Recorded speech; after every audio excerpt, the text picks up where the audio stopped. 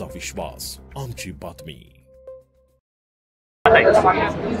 शहापूर इथल्या एका शाळेमध्ये छोट्या मुलींना विवस्त्र करण्याची घटना शाळा संचालकांकडून घडलेली आहे आणि त्या स्नानगृहामध्ये बाथरूममध्ये रक्त पडलेलं दिसल्यावरती ते प्रोजेक्टरवरती दाखवून त्याच्यानंतर शोधण्यामध्ये आलं की याच्यामध्ये कोण जबाबदार मुलगी आहे।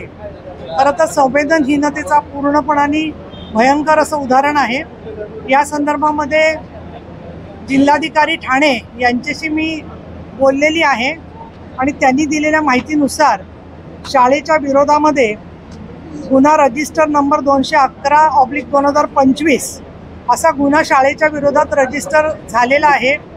एवढी मोठी घटना होऊन सुद्धा काहीच घडलेलं नाही असं जे काही ठिकाणी बातम्यांमध्ये येत आहे, तर त्या संदर्भामध्ये माझ्याकडे जी विधान परिषदेची उपसभापती म्हणून आलेली माहिती आहे आणि ज्याच्यावर सभागृहामध्ये देखील परिषदेच्या आवाज उठवला गेलेला आहे, तर त्याच्यानुसार BNS 74 आणि 76 आणि पॉक्सो 11, 12 आणि 21 असे गुन्हे या शाळेवरती दाखल करण्यात आलेले आहेत।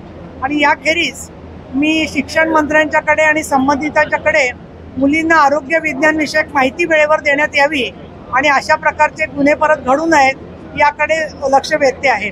दुसरा विषय सांगलीचा आहे। सांगलीला 4 मुलांकडून एका मुलीला सातत्याने त्रास दिला जात होता आणि त्याचा परिणाम म्हणून तिने आत्महत्या केलेली आहे। त्याच्यावरती मी SP-शी बोललेली आहे आणि 4ही गुन्हेगारांना अटक झालेली आहे।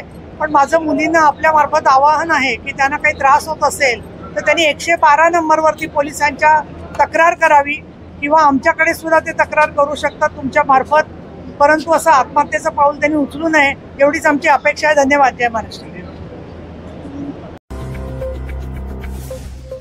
आपलं शासन, तुमचा विश्वास आमची बातमी।